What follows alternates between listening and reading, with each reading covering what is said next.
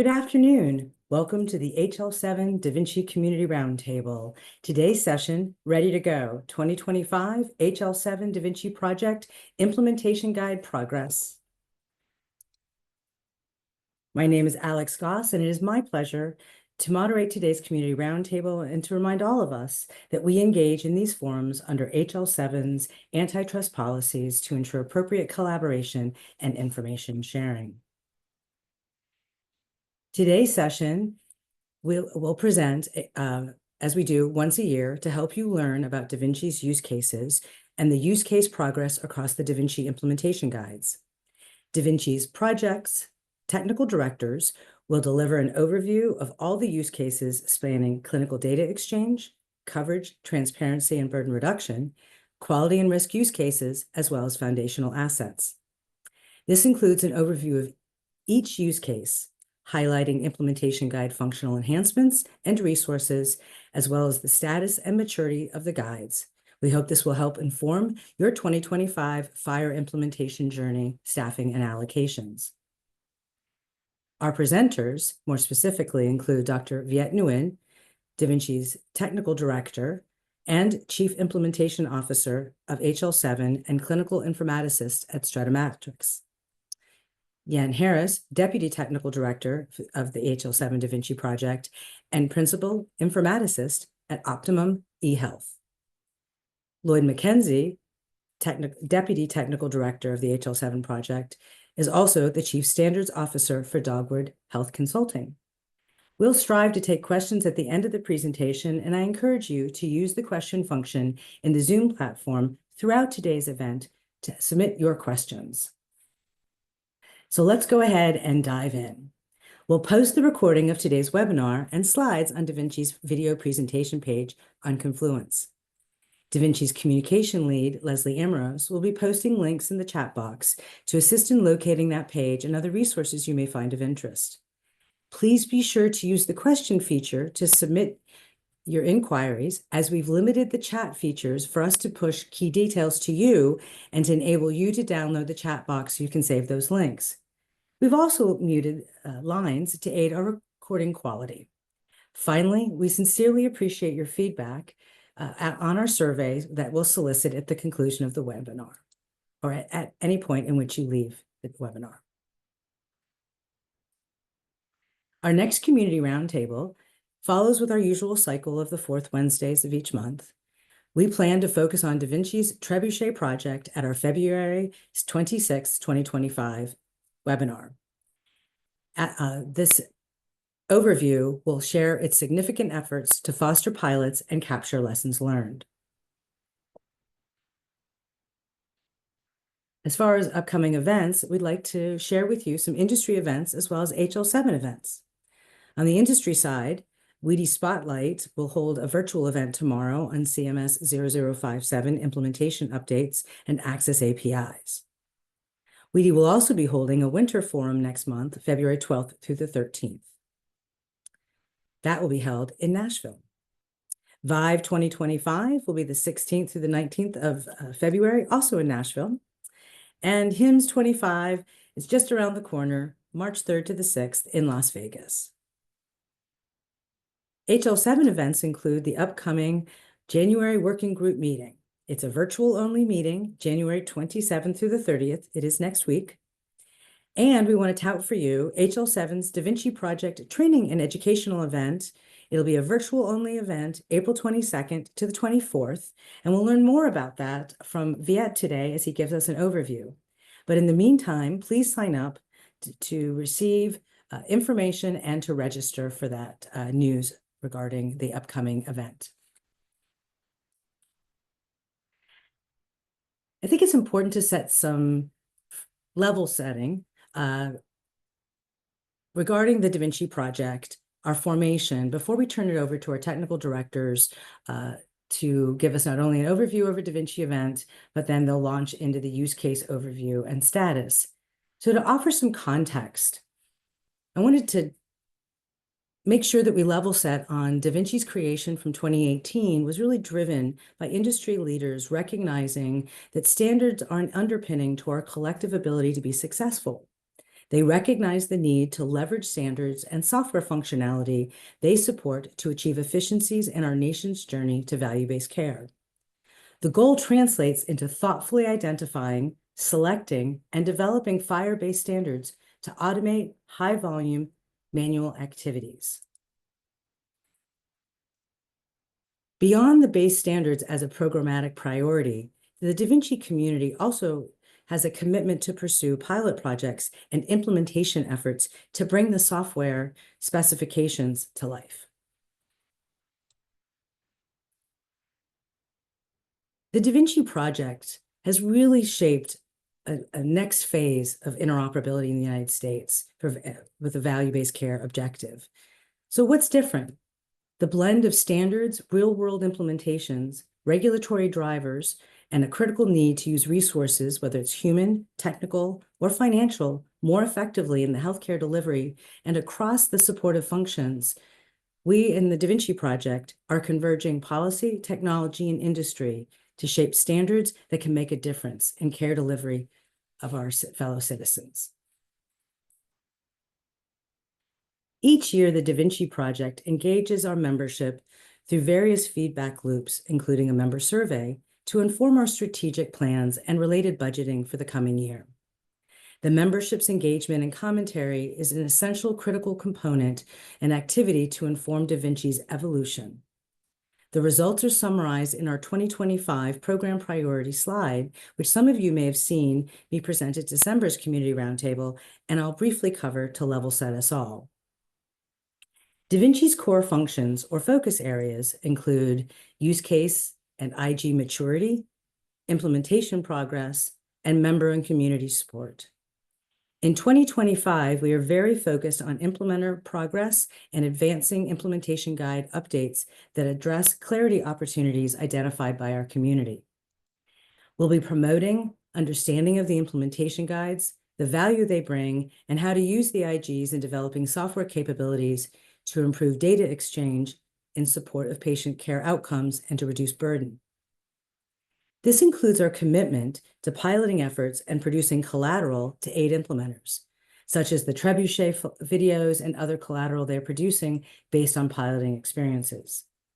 Another example is our CQL questionnaire support, which will be included in an IG implementation guide slated for the ballot in May and is being spearheaded by the Clinical Decision Support Workgroup with the support of Da Vinci input to roll out a CQF Common FHIR Assets Implementation Guide.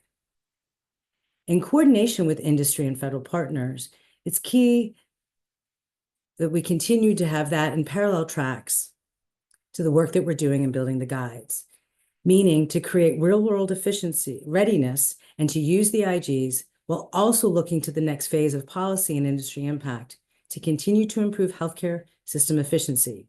For example, HIPAA modernization efforts and networked exchange of FHIR-based payloads.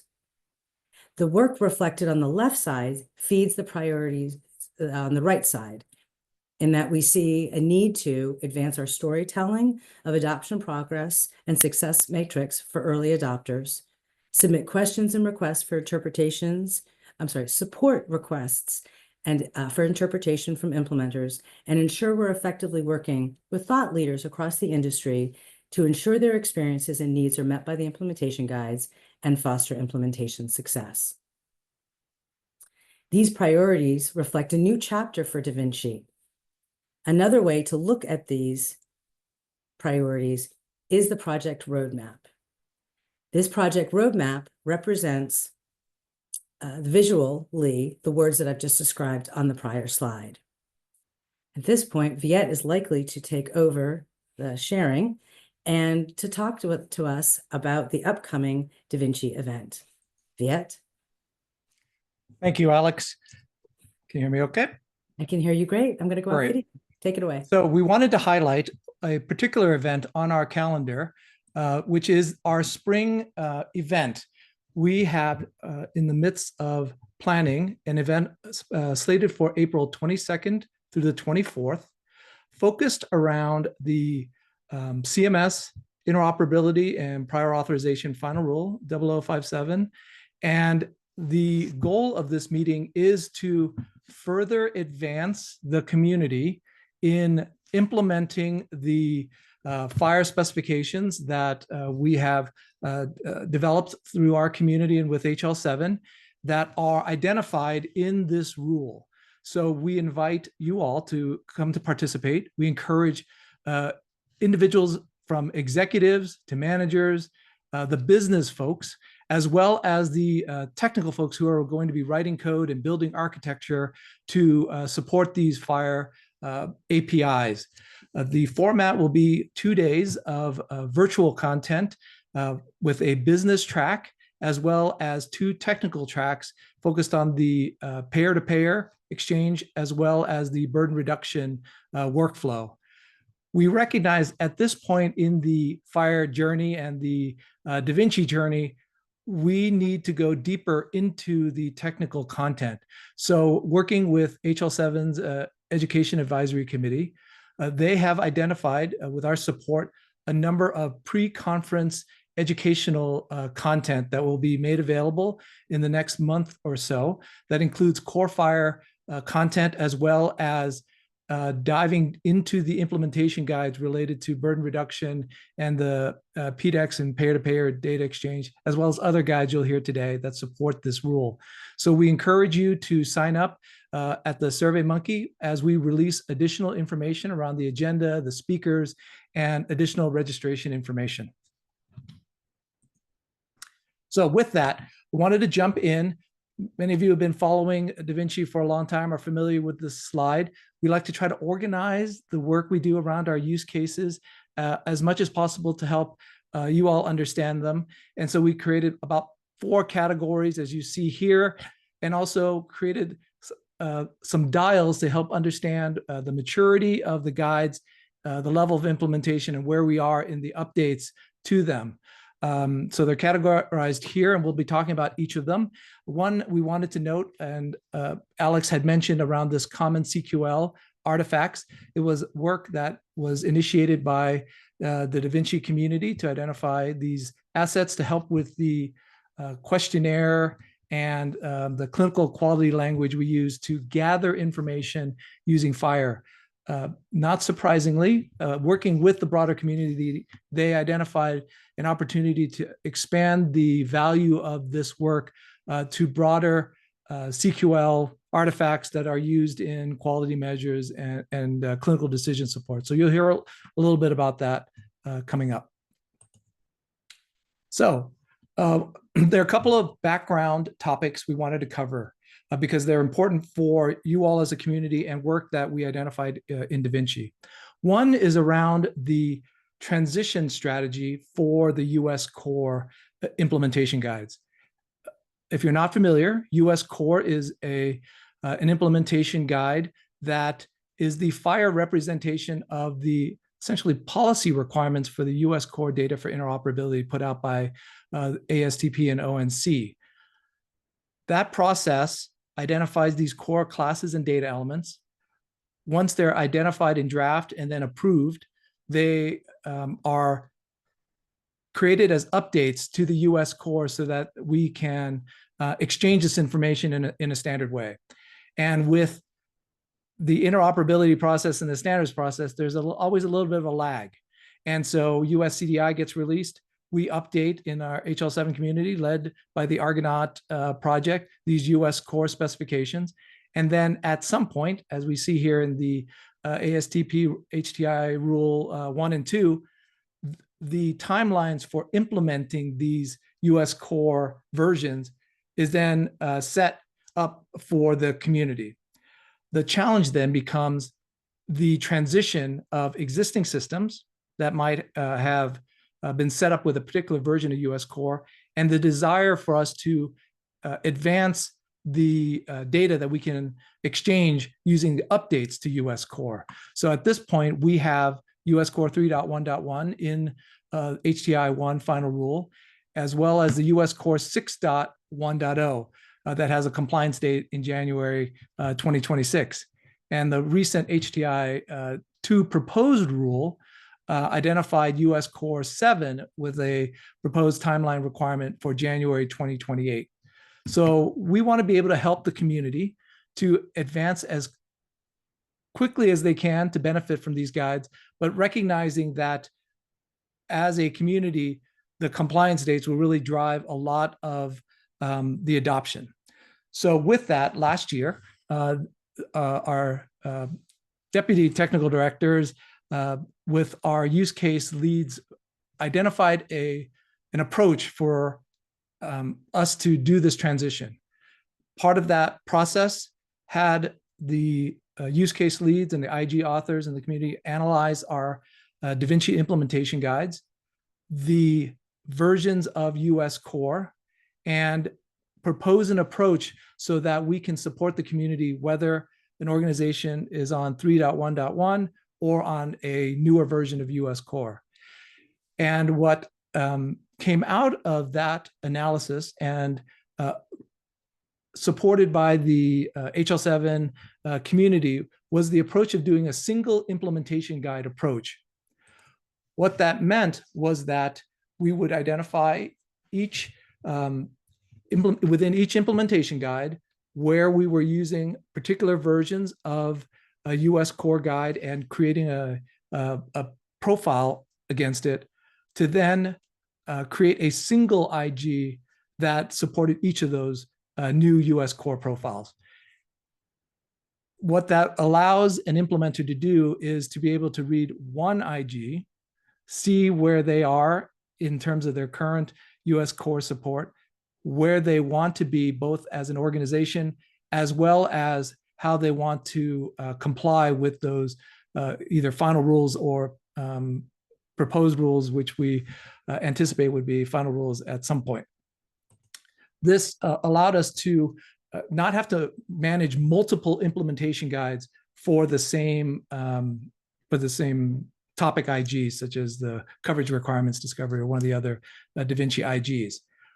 What a single IG allows us to do, though, is to support the transition. So an IG doesn't imply that you can remain on a particular version of US Core if you have to upgrade because of a compliance requirement. But it also doesn't require that you have to support a newer version of US Core if regulatory compliance isn't required yet. So it provides a fair amount of flexibility. And so we hope that you will be able to look at our guides as they're being published and work with your technical folks to determine what's the best strategy for you to benefit from the updated US Core guides, as well as to meet compliance requirements. So each of our implementation guides that you're going to hear about today have been analyzed and either have been published with this approach to multiple US Core versions, or they're in the process of being updated and published. So with that, I'll jump into the implementation guides that we'll be discussing today. The first one is around patient cost transparency. Patient cost transparency came out of a component of a federal act called the No Surprises Act. And its goal was to address the challenge and the difficulty that patients have when they have what we'll call surprise bills from providers that turns out were not in network, and they weren't aware of that. And so that causes a lot of consternation for patients, providers, as well as payers. And the goal of this act was to be able to have providers create good faith estimates when patients go to schedule a procedure, and then using that good faith estimate would submit them to the patient's insurer and obtain an advanced explanation of benefits. With that, at least with the information known at the time of the scheduling, we recognize that healthcare changes at the rate the clinical information changes. At least the patient will have a sense of who's in network, out of network, and what their advanced explanation of benefits provides for them. And ideally would also provide an opportunity for them to have that conversation with their providers as well, especially if one is identified to not be in network.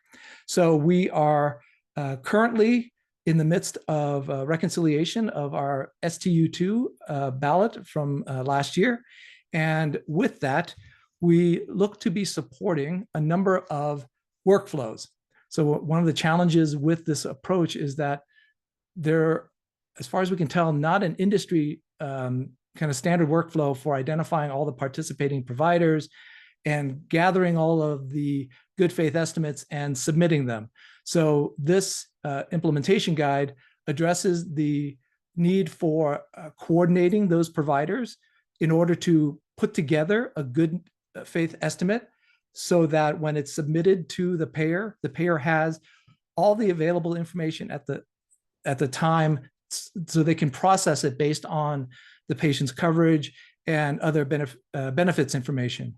And with that, we would then be able to have a FHIR approach to return that information, that advanced explanation of benefits, back to the patient via FHIR, recognizing that that's one of many approaches that a patient may choose, including paper documentation.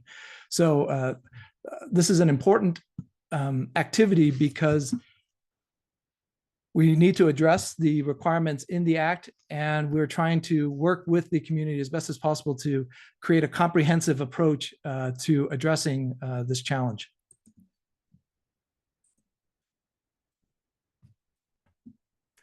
So one of the pilot opportunities that we have is with patient cost transparency. The use case community for PCT is looking for organizations who are interested in piloting our implementation guides so that we can further advance the guide by understanding the real world workflow and technical challenges that come from implementation. So we encourage you to participate in the work group calls there, as well as to contact us if your organization, whether you be a payer, a provider, or provide technology services in healthcare, to participate in this pilot. Another implementation guide that I wanted to discuss was our unsolicited notifications. So this guide was originally published as an STU1 in 2020, following some requirements in the original patient access API rule. Since that time, we have been continuing to facilitate feedback from the community. It's been relatively limited, but one area where we had a lot of feedback was from the direct trust community.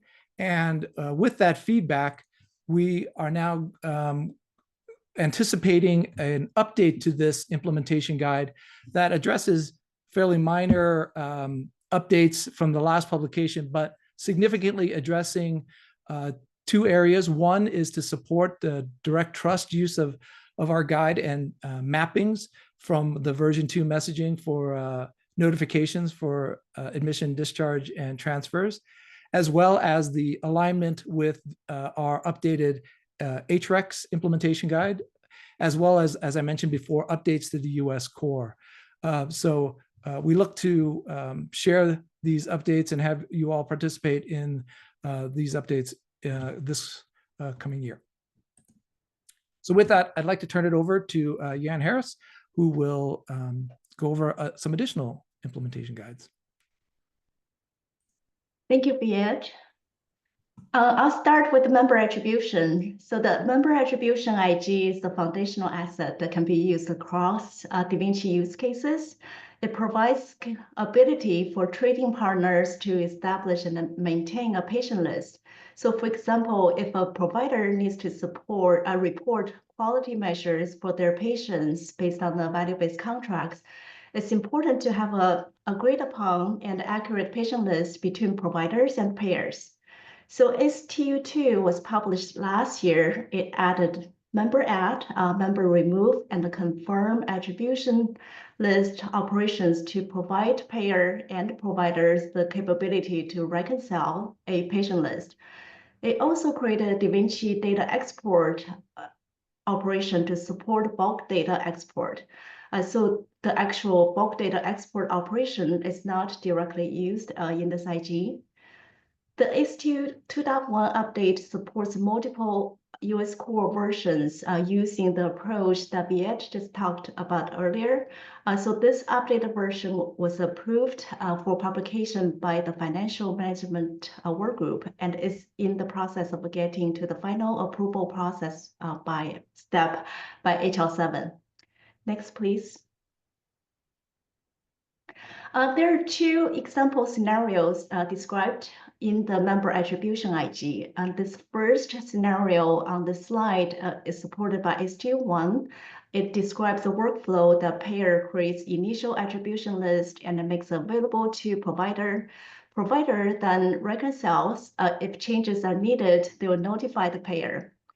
Payer will make changes to the list in their system, and payer and provider can repeat this process until they finalize the list for use by the provider.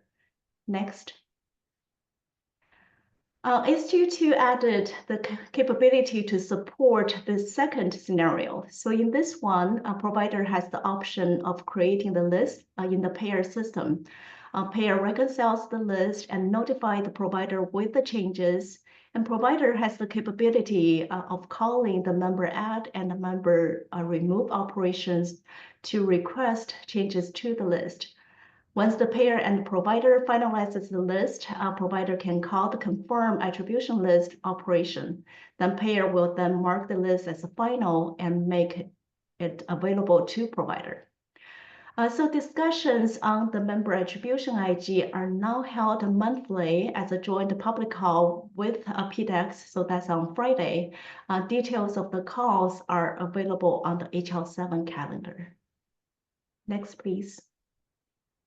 Okay, so the next, this use case is a risk adjustment. The risk adjustment IG was developed to tackle the business challenge of improving the accuracy and the completeness of a risk adjustment for revenue normalization. It standardizes representation and exchange of risk adjustment condition categories and their supporting evidence. HL1 was published over 2 years ago. Since then, the risk adjustment coding gap report profile has been implemented and used in production by a number of organizations, and we're anticipating more adoption this year. And those implementers have brought their implementation feedback and new requirements back to the community by joining the public calls. Their input has been extremely valuable. New functionalities were added to HL2, and the coding gap report profile has also been enhanced based on their feedback. The HL2 has been approved for publication by HL7 earlier this month, so it will be officially published at any day now. The group is currently working on the HL2 2.1 update to support multiple US core versions. Next, please. Next.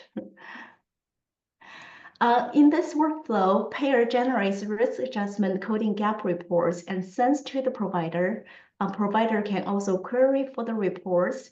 The report includes condition categories for patient and data such as whether the condition category is historic or suspected, is the gap open or closed, what are the documented or suspected conditions for the condition category.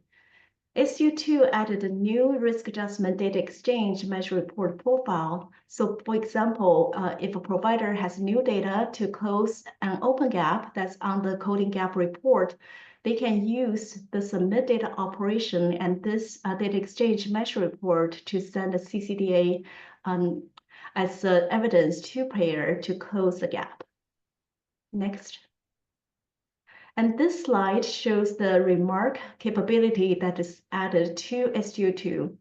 And this is to support the use cases to add coded or free text remarks to HCC gaps that's on the report during patient planning, pre-visit chart review, or for a provider to add remarks to a condition category at the point of care.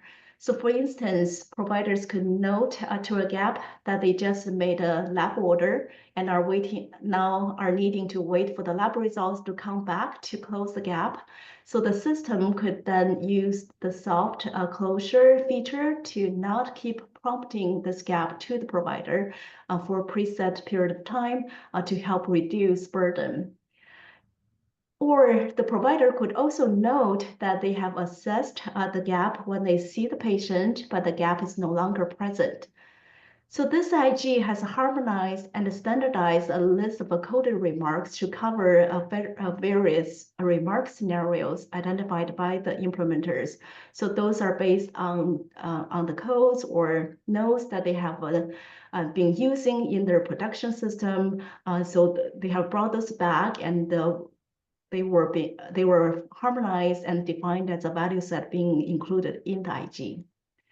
So if you're looking to implement the risk adjustment IG or have questions, we welcome you to join the bi-weekly calls that are on Thursdays. Next. So this is a value-based performance reporting use case. This is a relatively newer use case for Da Vinci. STU1 of the IG was published in June last year. STU 1.1 update is currently in progress to support US core version changes. This IG standardizes the payer-generated value-based performance reports that summarizes provider performance across different categories, including line of a business, that is whether it's commercial, Medicare or Medicaid, different types of value-based contracts, payment models, financial metrics, quality measures, and etc. So these payer-generated reports are crucial because payers are generally the arbiters in determining financial performance on risk contracts with health systems. Next, please. There are a lot of challenges with the current value-based performance reporting. Some of the major issues identified by the community are that there are lack of standardizations of the report formats among payers and for different value-based contracts. There are also a lot of variations on how those financial performance metric terms are named and defined. When a provider receives these performance reports from multiple payers or different contracts, from the same payer, it takes a lot of manual processes to harmonize and analyze their financial and quality performance, so they can make improvement before the end of the performance period. And those manual processes are also error-prone, so hence the need for developing this IG. Next. The VPPR IG has 3 profiles. They're derived from the measure report and the measure resources. The value-based performance measure report that is on the left, so that's the main report. It allows you to report on a list of performance metrics like revenue, medical cost per member per month, and associate each performance metric to a payment stream, like shared savings, care coordination fee. And if a value-based contract has a quality component to it, this measure report also allows you to bring in the quality measure reports using the evaluated resource element. The value-based performance quality measure report uses the existing DQM summary measure report, so that's on the Da Vinci DQM IG, by adding a few extensions, so you can additionally report data such as a star rating score for the measure. The VPP measure profile is used to represent high-level information about the value-based contract. Next, please. And this last slide for VPPR, we would like to show you some example data so you may see in the value-based performance report that could be represented using this IG to help to get a better visual. In this example, there are multiple payment streams, shared savings gated on quality, quality incentive payments, and care coordination fee. The performance metrics, as you can see, included for each payment stream could be quite different. These are not entire reports, so it only shows you as some samples. For the shared savings gated on quality, it also has performance data for both financial and quality measures. The performance reports can also show performance results stratified based on whether it is HMO population or PPO population by different regions within a provider organizations, or potentially other variables locally defined by the provider, or stratifying even based on a combination of those variables. So having the capability to support stratification in a report is an important feature for performance analysis. The VPPR profiles are designed to give you the flexibility to support various payment models and the performance metrics. So if you're interested or have the need for a value-based performance report, we invite you to look into the IG and join the monthly call that is on Monday. Next. This is data exchange for quality measure. The DQM-IG, it is part of the quality measurement standards to support electronic quality measure reporting.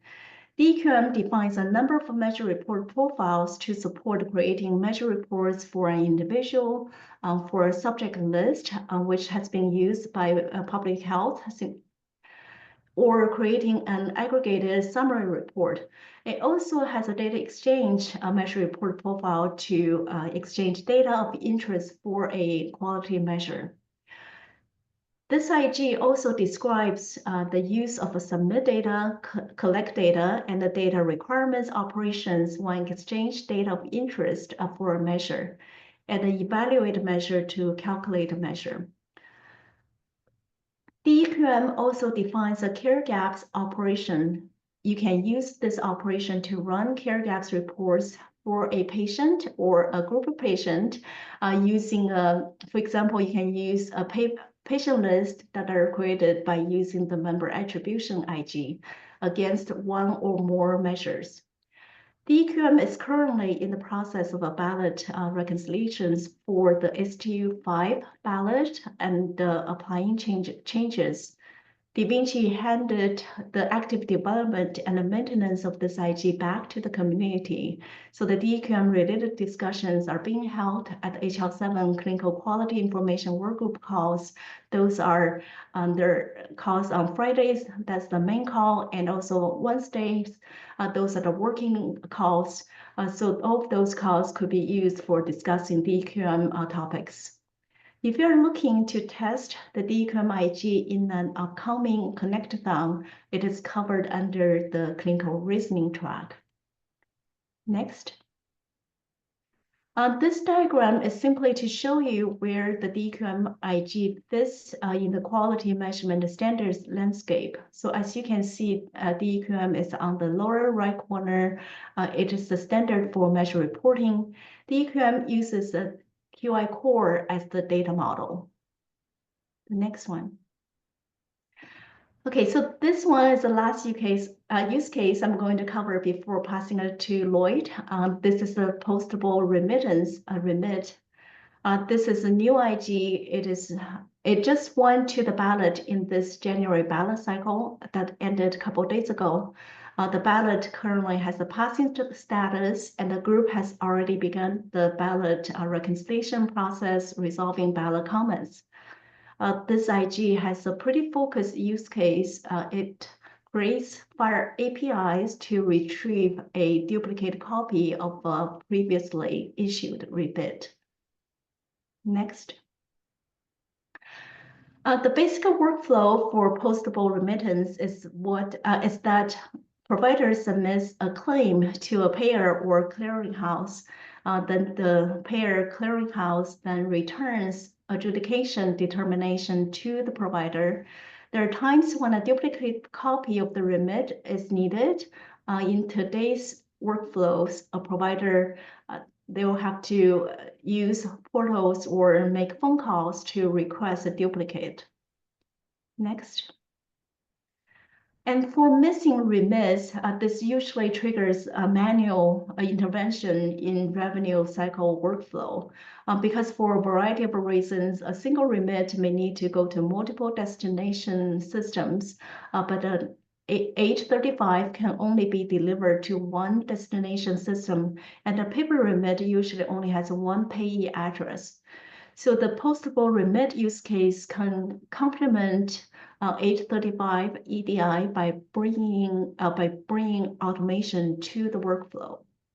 Next.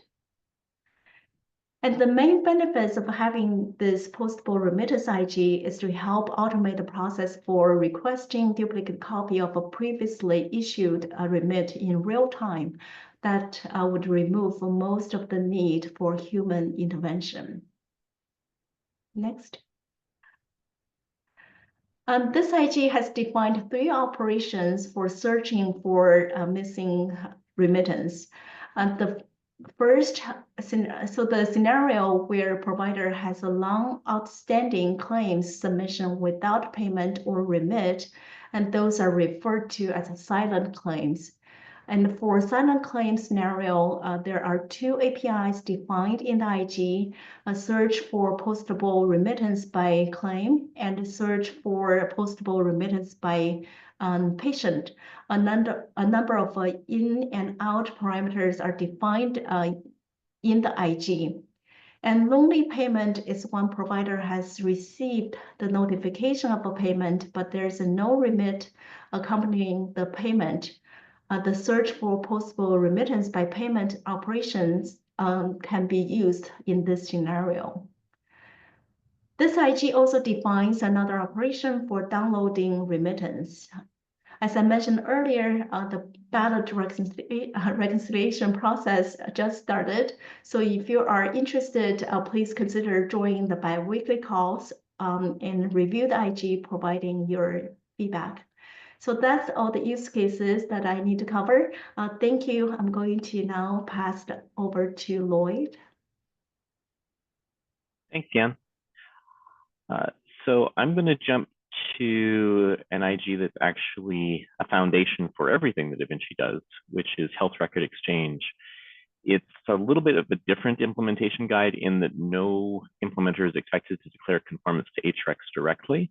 Instead, all of the Da Vinci IGs point to HREX for common content, and that includes profiles that we end up using across multiple implementation guides, security guidance around things like TLS, transport level security, and other guidance that spans either all of the Da Vinci implementation guides or a decent subset. We've had this IG for a while, but recently updated it in part to provide that support for multiple versions of US CDI, which has already been mentioned for a couple of the implementation guides. We've done that for most of the IGs, and we will be doing that for all of the IGs over time. And the foundation for that was the analysis and some of the profile of the work that was done in the HREX implementation guide. In addition to that, we've added support for endpoint discovery. A lot of the different implementation guides that Da Vinci defines require providers to know how to talk to particular endpoints on a payer, or payers to know how to talk to endpoints on a different payer. And industry doesn't or hasn't had a great way of communicating those and making that information known. And of course, payers sometimes change how services are delivered. So whereas once you might have talked to one organization, say to do prior authorization processing, it may get outsourced for a particular subset of the coverages from that payer. And that means that the endpoint changes, and you don't want to have to communicate information like that out to hundreds or thousands or tens of thousands of different clinics, hospitals, et cetera. We wanted to have a way for that to be discovered automatically And so we've defined a mechanism tied into the eligibility check process with X12 to convey a well-known endpoint that lets us then convey all of the endpoints that you might want to know specifically relevant to a given patient's coverage. We made other changes in terms of better alignment with FAST and things like that.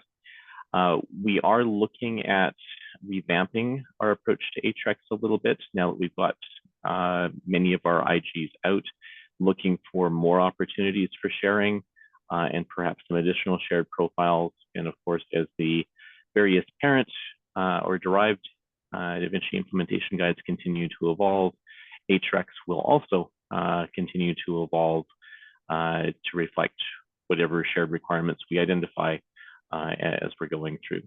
HREX doesn't have its own call. Instead, we've historically conducted feedback and changes to HREX as part of the CDEX calls, and the CDEX calls are now rolled into the burden reduction calls.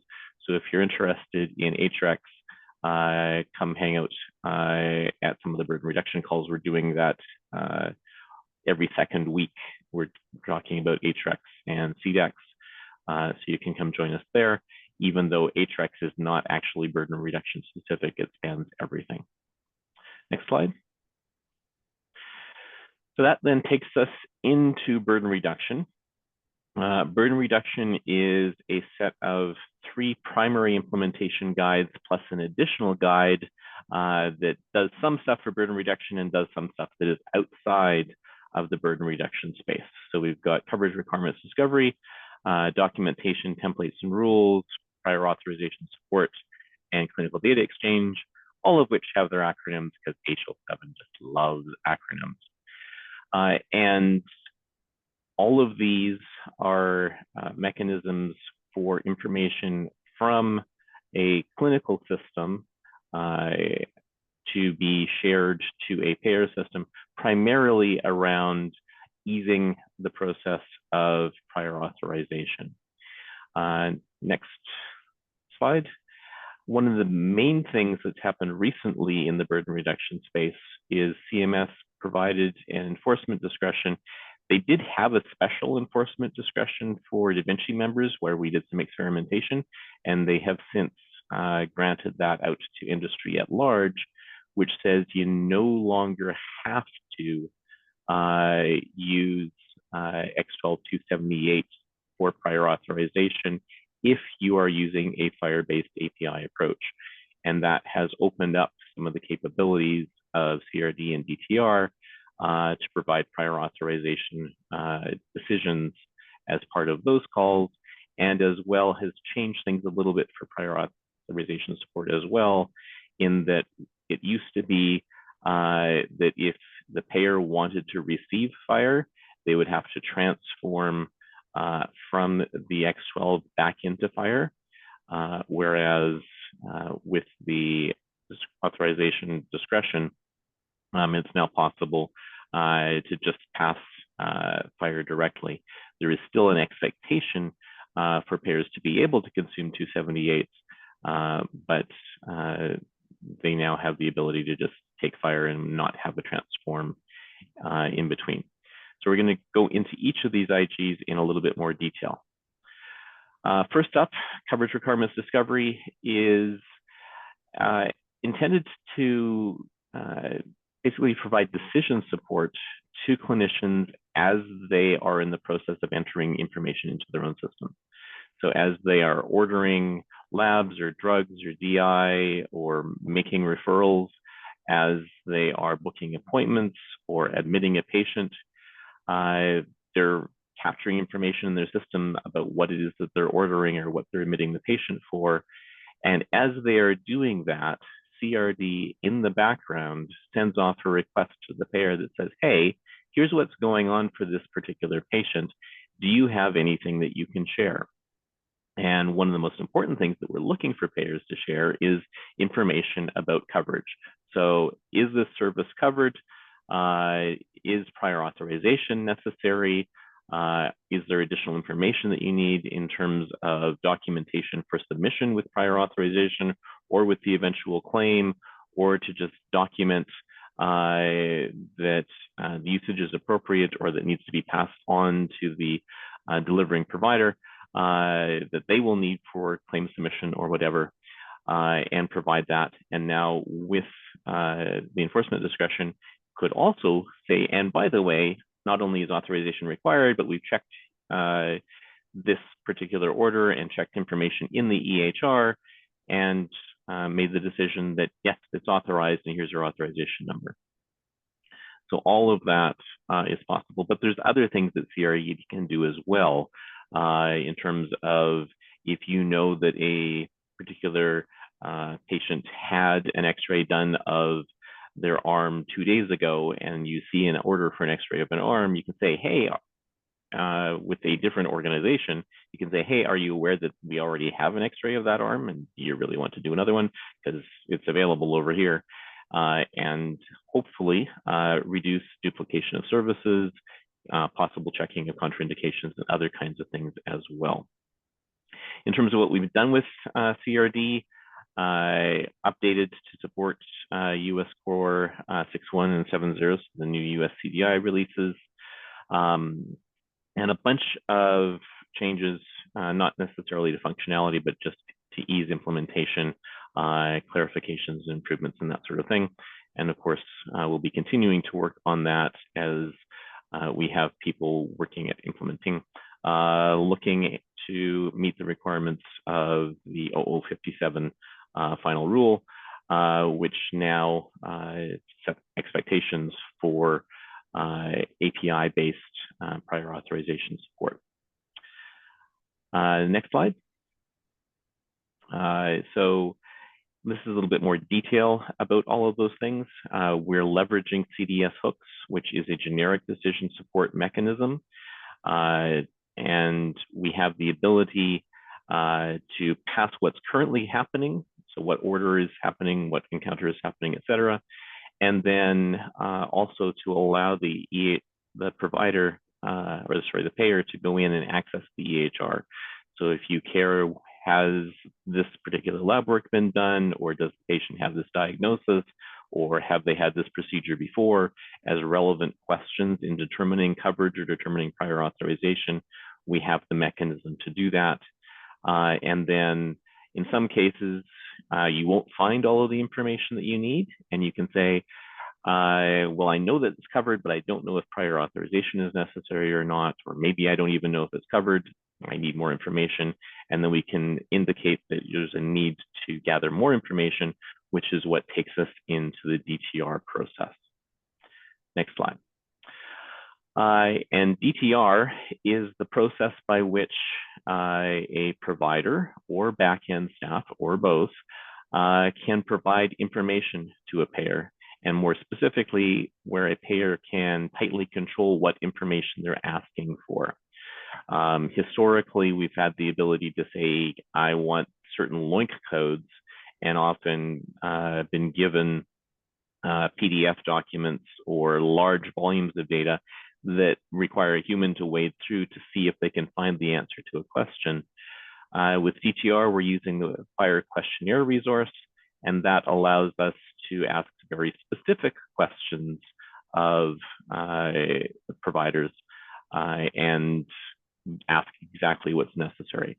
So we have logic, where we display the specific questions that are of interest, or potentially even dynamically generate the questions based on what information the payer already has or has been able to extract from the EHR, and only ask the other things that are necessary, possibly talking to their back end and seeing what they already know as well, and then having that ability to pass back prior authorization as part of the process. Again, recent changes have focused on adding support for newer versions of US Core, and making sure that we're fully aligned with the expectations of the 075 or 057 final rule. And going forward, we'll be continuing to make updates based on feedback from implementers. Next slide. So with CRD, the questionnaires that we're working with have that ability to embed logic, and that logic uses a language called CQL, Clinical Quality Language. And that is a rules-based syntax that is not tied to any particular wire syntax. So it works with JSON data, it works with XML data, and it's not tied to any particular platform. It's not like JavaScript or Java or something like that. You can run it on a wide variety of platforms. And that language is a few things. It allows us to control what questions get asked, but it also allows us to go and retrieve data.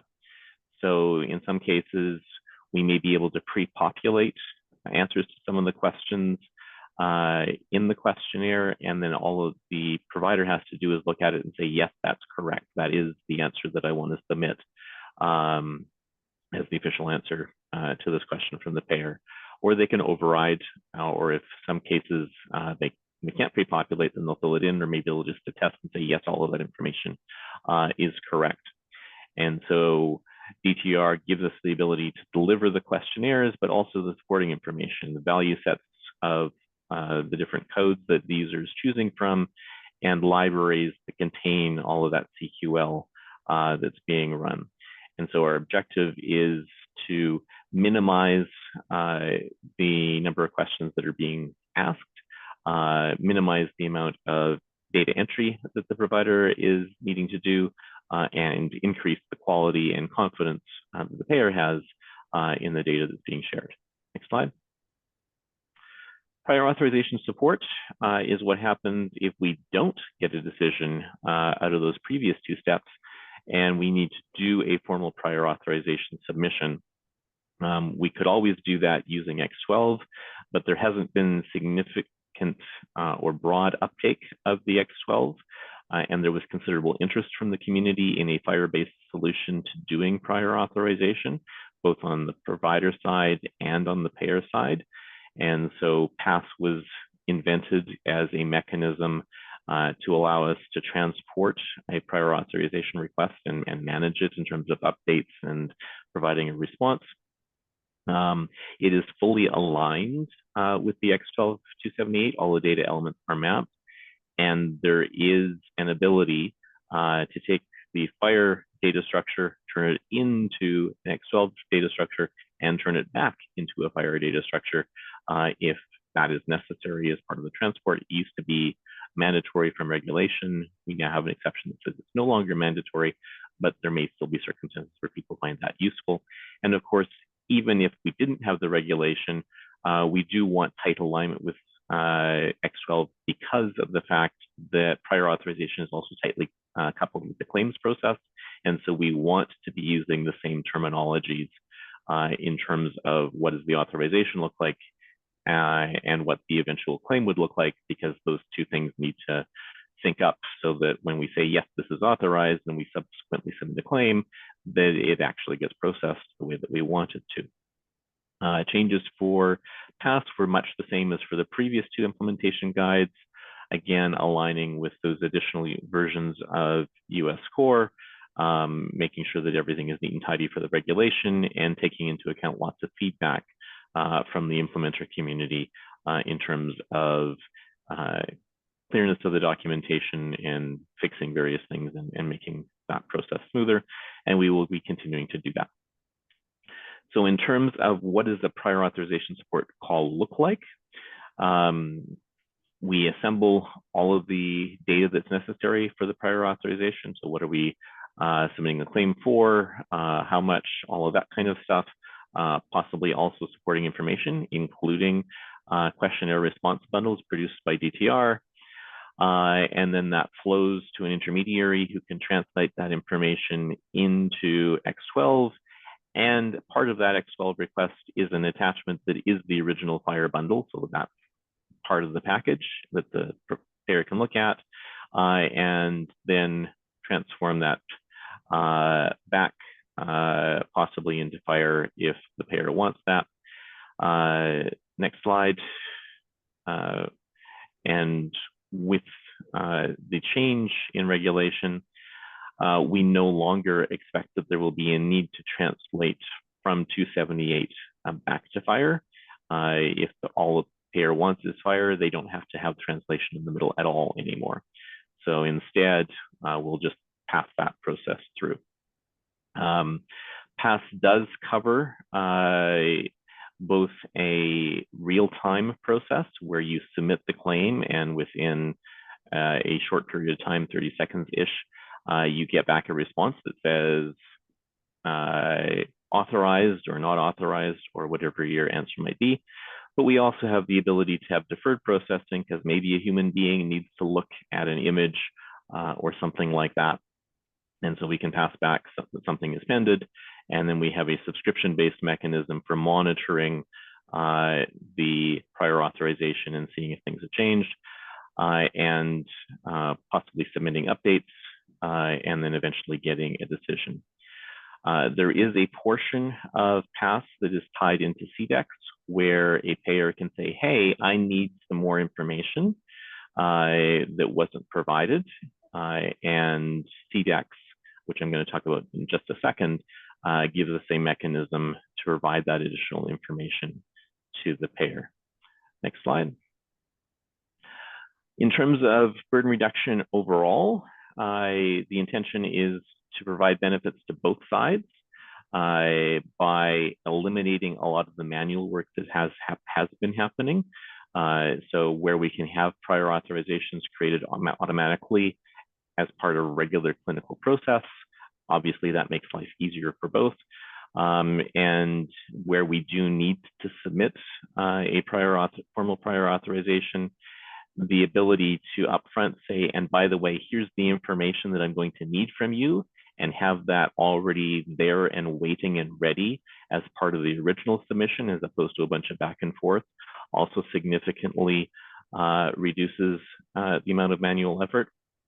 And so we are anticipating significant reduction in effort on both the provider side and the payer side from the work that's happened across the different burden reduction implementation guides.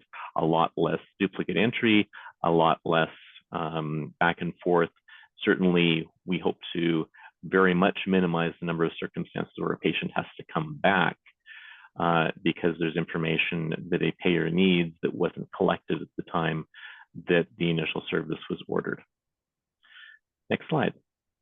And so in terms of who's going to be happy with burden reduction, from a patient perspective, and rather than sitting around waiting for authorizations, possibly for days or weeks, in many circumstances, they'll be able to get them real time. And at the same time that the clinician is printing the lab requisition, they can also say, and it's been authorized. So we don't have to sit on it. We can get the lab work done right away or whatever it is that we're trying to have done. And if there is additional information that needs to be captured, the provider knows that at the time and can do that right away, and we don't have to call the patient back. For providers, they can know that, oh, this thing that I want to order isn't covered, but this other thing that's equivalent is, maybe I can switch and save a whole bunch of effort, or maybe I have a discussion with the patient about, is this realistic if it's not covered?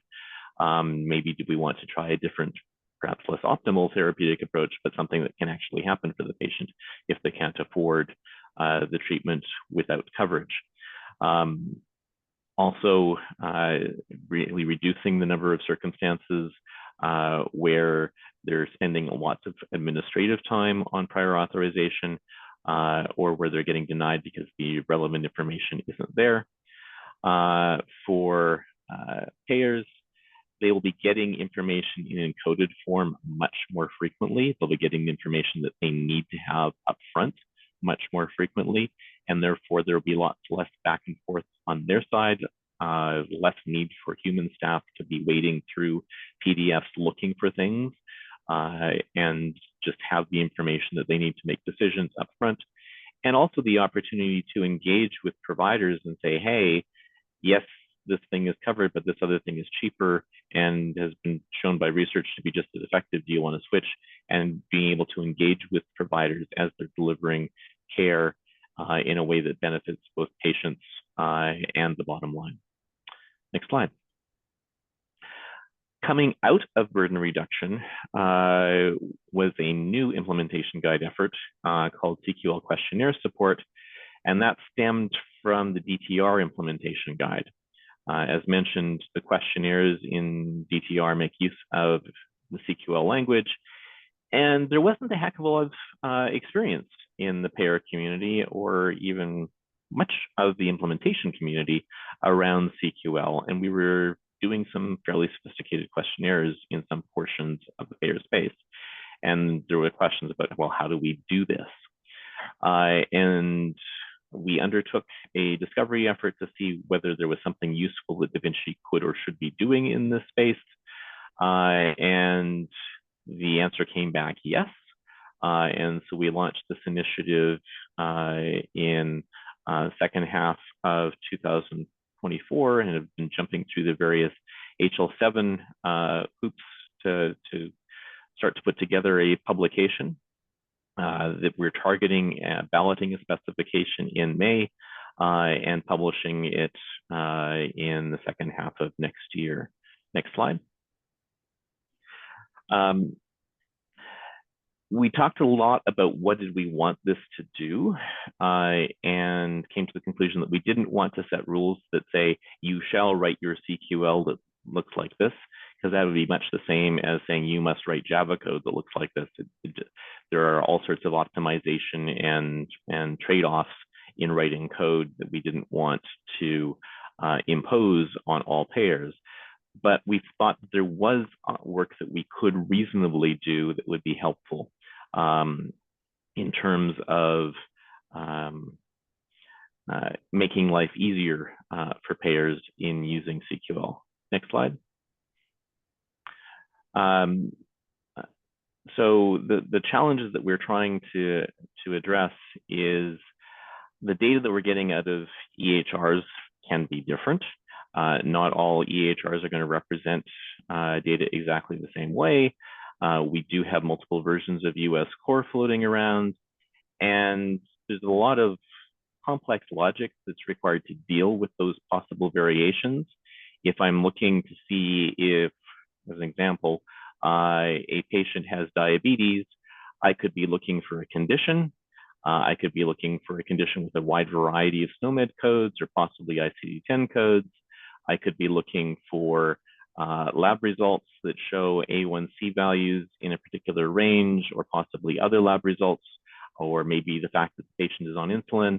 Any one of those things might tell me that the patient is diabetic. And there isn't any guarantee that in every single patient will have the same set of data that lets me make that determination. And so if we can come up with a standardized way of, here's the different data structures that you can look at to figure out if a patient is diabetic, and all that the payer has to worry about is diabetic, yes or no, and all of the effort of looking at these 5 or 10 different places to figure that out happens behind the scenes, that makes life a whole lot easier for the payer. So what we're doing in the initiative is providing guidance on how to write CQL that will perform well and that will integrate well and be reusable. And we're also defining standardized CQL expressions for all of the US core data elements that handles things like, yes, I want observations, but I only want the completed observations, not the entered and errored observations or the draft observations or other things that we want that data to be excluded, and that will work across the different releases of US core, and then build up where we have common needs, like I'm interested in patients' BMI. Well, that requires us to do a calculation, but it's a standard calculation. It's not going to vary from payer to payer. So let's just have a standard library that will go and do that for us so that we can go and get the answer. And also defining standards and best practices in terms of putting CQL into adaptive forms. How do we organize libraries so that it's easy to reuse them across questionnaires? And so that we can possibly even have shared libraries that could be used across payers. And that's what we're putting out. So it'll be a set of resources for the payer community who is working on CQL. You don't have to use it, but we strongly recommend that you do because it will save you time and effort. And it will also probably catch things that you might not have thought of if you were just writing stuff yourself. Next slide. So think of this project as a bunch of building blocks that you will rely on as you build your own questionnaires. We're not going to tell you, here's a set of questions to choose from. That's your secret sauce. But we will make it easier for you to access the data that is relevant for your questions and give you guidance on how best to use CQL in your questionnaires to make them efficient and make them work well with the different provider interfaces. Next slide. And that then brings us to CDEX, Clinical Data Exchange. This is an implementation guide that is focused on data sharing from clinical systems to provider systems, but possibly other clinical systems as well. It defines a bunch of different ways for data sharing, using the standard patient API access, using bulk data, being able to send a task that asks for data to be collected, and more recently, having the ability to indicate that certain attachments are necessary and being able to submit those for a prior authorization or for a claim. CDEX is going to be published imminently. We're waiting on a tooling issue with HL7 staff, but as soon as that's finished, then there'll be a new release of CDEX coming out, which will join the new releases of all of the other burden reduction implementation guides. Next slide. So the notion with CDEX is that payers need stuff that exists in EHRs for all sorts of different reasons. And whether that's raw FHIR resources or documents, but they need to access that, whether they're looking at trying to process a prior authorization or a claim, or close gaps or do other kinds of things.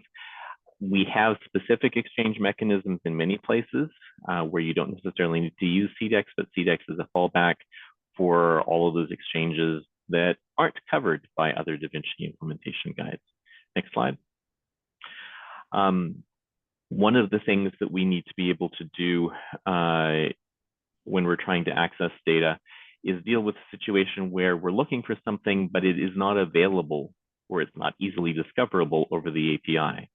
So maybe we want to find evidence that a patient has had a surgery like this in the past. We don't really want to wade through every surgical report PDF that's sitting as a document reference on the provider side.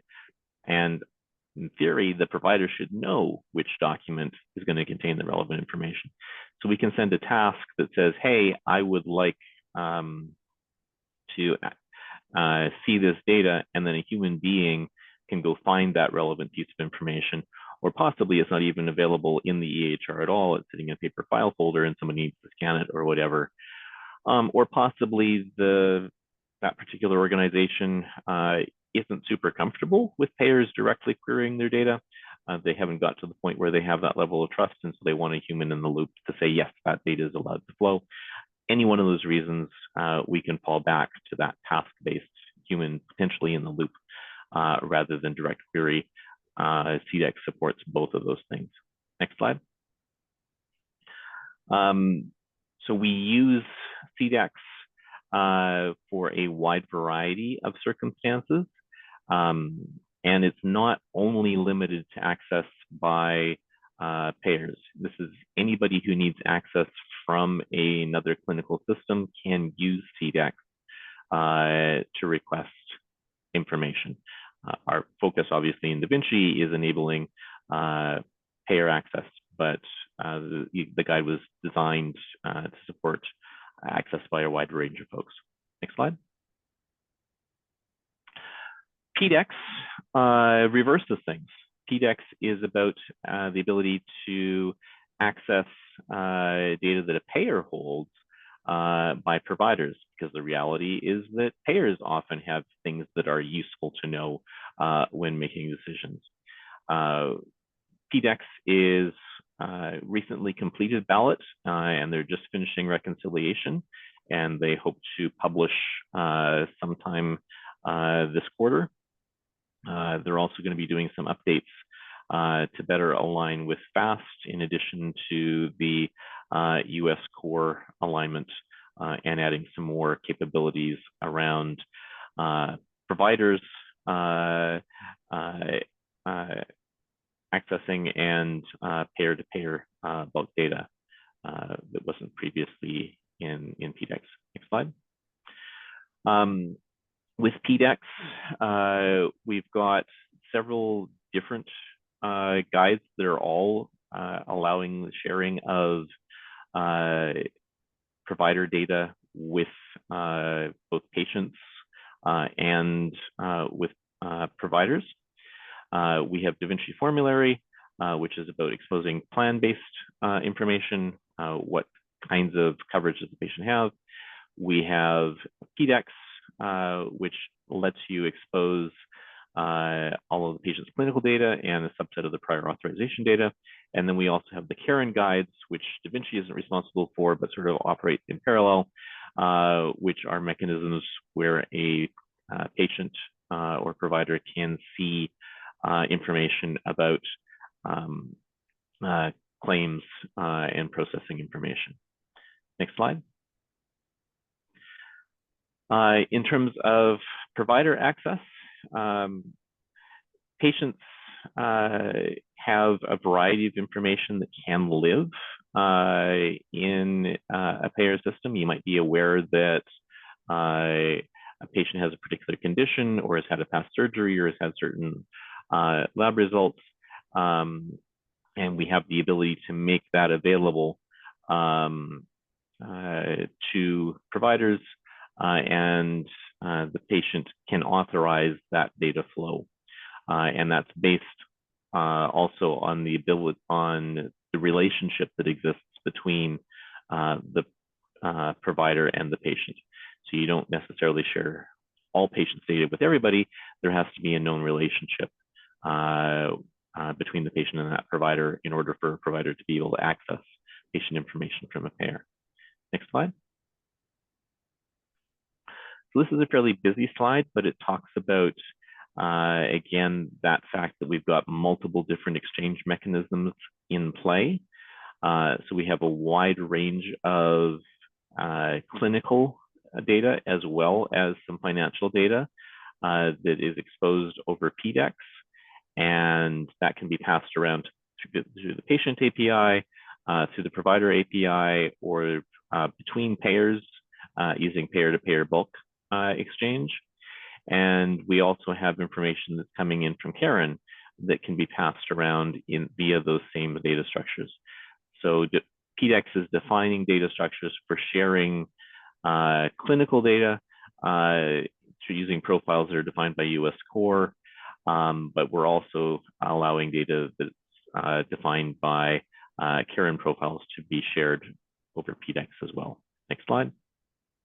PDEX formulary is about what coverages does my payer or my potential payer have for the medications that I'm interested in, or what are the potential coverages that this payer offers, so that a patient can easily find what they're looking for. CMS 9115 has an expectation that that kind of information will be exposed over the patient API for patients, although because it's not patient-centric information, there's nothing about the patient's coverage details that are part of this exchange. It can also be released over a public directory, not behind access controls like the rest of the patient API needs to be. Next slide. And PlanNet is another PDEX initiative, which is really focused on a provider being able to figure out what providers fall within the network of a patient's coverage. So that if there are requirements, say in CRD that says, well, this is covered if you refer to somebody in network, and they have a question, well, who is in network, who has the relevant skill set and is within driving range of my patient, PlanNet gives an ability to answer that question. And so PlanNet has been out for a bit, and they're currently working on updating that to synchronize it, or continue to synchronize it with the national provider directory being defined as part of the FAST project. And there's an ability to access that synchronously as well as asynchronously. And now I will toss things back to Viet, who's going to talk about how we're supporting implementers. Thank you so much, Lloyd, and thank you, Jan. We're on the home stretch, folks. Just a few more topics to cover. One important topic, as Alex had pointed out in terms of our priorities for this year, is to support the implementer community. Specifications only improve when we implement, we learn, and we improve the guides from what we learned.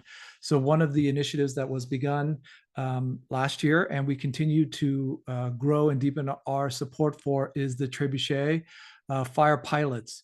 And the goal is to support the provider payer community to implement our Da Vinci Implementation Guides and put them into production in anticipation of the compliance dates, as well as then also develop supporting information for these implementers through educational activities, lessons learned, and a community of practice to talk about implementation. So the Trebuchet project is very much focused on this networked approach to payer-provider exchange, recognizing we have the TEFCA program and the QHINs and the ability and the opportunity for payers and providers to connect via one QHIN and then be able to connect to a number of other payer and providers through this network. So the Trebuchet project is learning from the implementers who have begun these implementations and want to grow this community and identify, again, additional implementers to participate and then to grow their FHIR expertise. We, as Alex had mentioned, our community roundtable for February will be very much focused on the Trebuchet project and how to get engaged, but we'll have some information for you about our current calls, but we invite you to come to the call in February to learn even more about what's been happening with Trebuchet. We know we've given you a lot of information today. Sometimes it takes these opportunities for presenting to that community to realize how much the Da Vinci and HL7 community has done over the past 6 years or so with all these implementation guides. And we recognize it's a lot of information, and we encourage you to get the slides and listen to the recordings and to come and participate in our calls during the week. Look at our guides, in particular, our Da Vinci Confluence page at confluence.hl7.org. You'll find a link to the Da Vinci under the group of FHIR accelerators. We also want and ask for your support in testing through connectathons as well.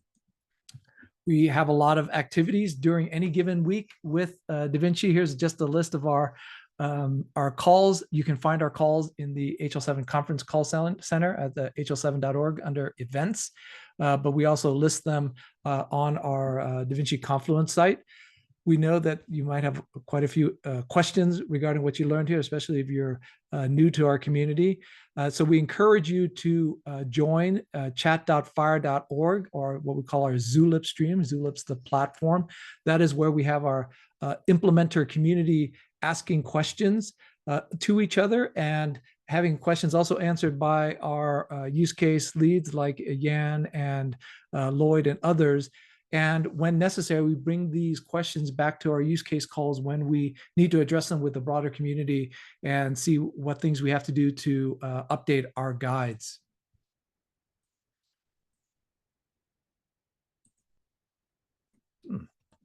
All right. So with that, we have a few minutes left for questions. So I'll hand it back to Alex. See if Actually, you gathered any questions we during our presentation. yes, at this point, I think we're actually going to call the question on today's event. We do not have enough time to get through the questions.